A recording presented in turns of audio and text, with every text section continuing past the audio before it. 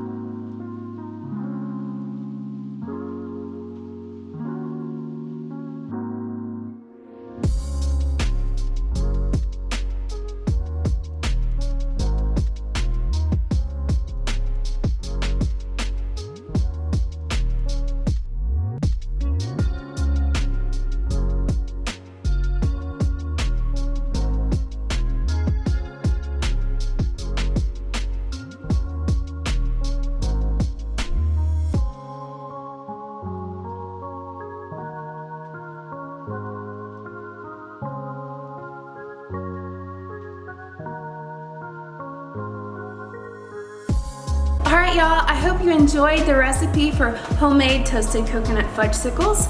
If you give it a try, let us know in the comments how it turned out for you. And if you put your own spin on it, we'd love to hear about that as well. And also be sure to check in the description box below for some helpful links. And as always, we want to invite you to like, share, and subscribe so you never miss any of the good stuff we have for y'all. We hope you have a wonderful day.